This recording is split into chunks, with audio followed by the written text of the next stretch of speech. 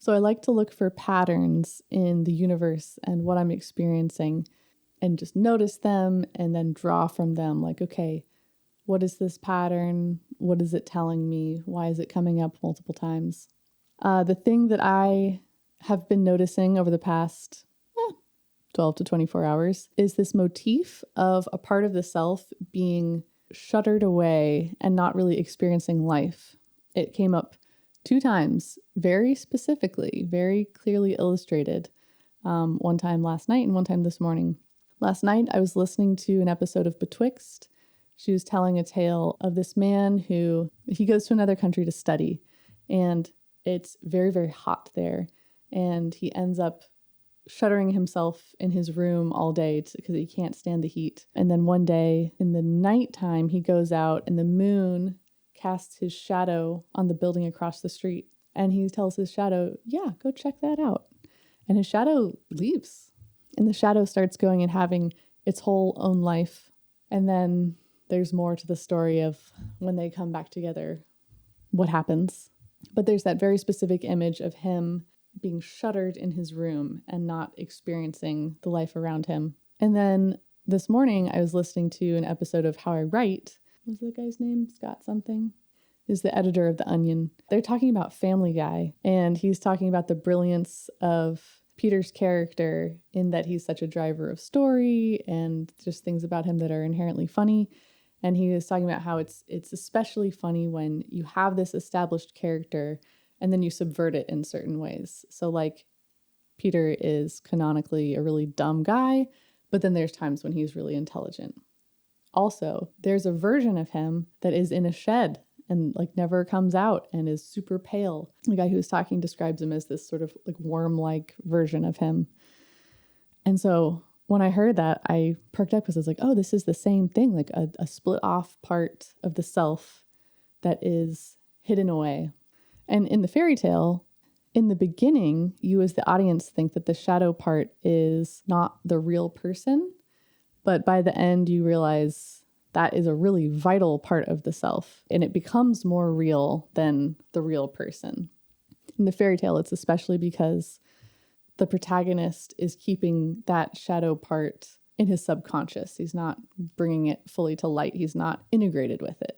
But I was thinking about how does that apply to me? You know, what are the shadow parts of myself that I may have exiled and could be bringing back? And I think I am right now. I'm feeling this teenager part of me and younger part that wants to holler and get some of her needs met, you know, like doesn't want to just be like, okay, I'll be quiet and I can deal with it.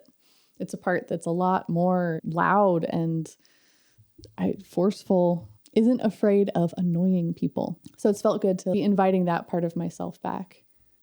And I've been thinking about it in terms of character as well.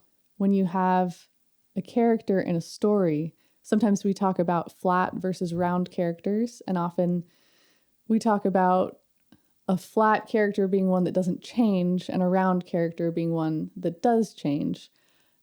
And I think that that is a valid way to look at it. But also, even from the get-go, whether they change or not, I think we could say a flat character is one where their internal contradictions are absent or at least aren't clear. And a more round, complex character is one where their self and their shadow self are in a creative tension with each other. And I think that that's a lot more interesting as a viewer to watch than a character that's just like uncomplicatedly coherent. I think you can have coherence with these opposite sides though. So maybe coherence isn't what I mean. A flattened character isn't as interesting. I've been thinking about this in terms of personas that I'm seeing online as well. In Best in Jest, you have Professor Lando, they talk about it in one of the episodes, how they're these kind of inverses of each other, where Professor Lando dresses really bright. It's sort of, you know, comical sometimes. He's obviously creating this show where they're like jesters and it's supposed to be funny. But he says, yeah, I'm actually the most evil person that you'll ever meet inside, which I doubt, but he's like, yeah, I'm like bright on the outside, but dark on the inside. And then on the other hand, you have Commander Connor, who dresses basically like a vampire. So all in black, sort of like villain motif. And he's clearly a total sweetie. And that's funny.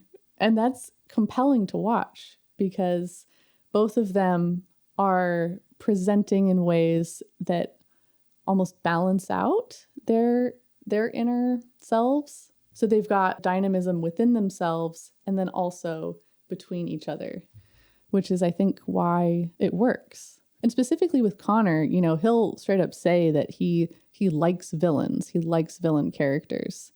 And I think there's something maybe just like particularly honest about that, where he's like, yeah, I'm going to fully embrace the bad guys. And I don't know how it plays out in his head if he's like, well, they're misunderstood or they're just cooler or whatever it is.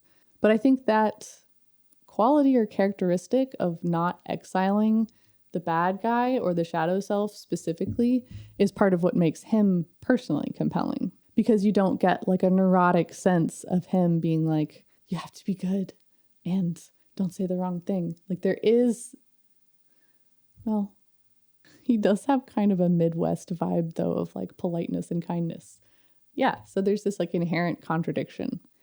He makes me think of the moment in The Lord of the Rings where the hobbits have just encountered Strider for the first time and they're following him, but they're still unsure if he's trustworthy. And I think it's Frodo that says, I think a servant of the enemy would look fairer but feel fouler. If someone's actually presenting their rougher or less desirable side first, and then we find out that on the inside they're actually like a really good person, that creates way more trust than if someone is presenting just their best side first, and then we find out that they're actually kind of scary or icky inside, because that feels like a betrayal rather than a pleasant surprise. And I think that we can take lessons away from this in terms of our own storytelling, content creation, sort of personal branding, you could say. I think a lot of creators that are really from the get-go trying to sell are presenting only the good stuff and really hammering you and like charming you with that first. And they can sweep you along for a certain amount of time with that charm. But if there's not substance underneath that, then we lose trust in them. And we're like, oh, this is actually all about you getting from me, not us. Well, not me getting from you or us having a little bit more of a mutual exchange. But if you have someone that has a little bit more, like almost there's more of a barrier to entry, but as you get to know them, you like them more and more. I mean, I think that really starts to develop loyalty. Like if you look at Hank Green, there's a barrier to entry in his content in the sense that it's cerebral, right? Like he's often talking about complex scientific concepts. But if you're into that and then you spend time watching his content, then the more that you get to know that underneath this cerebral science-focused person is also like a really goofy and loving human being, then it's like, this is awesome. Like, this is even more than I bargained for. This is, in a way, this is a sweet deal in terms of a person. I think this is worth thinking about both in terms of characters that you might be creating or writing and also personal branding. Much better to start out imperfect and not for everyone, but for a specific few. And then surprise everyone, pleasantly surprise everyone. That will create a magnetic pull and keep people coming back to you in a way that presenting yourself as a flat character won't really do. So yeah, what makes you a complex character? I'd love to know in the comments.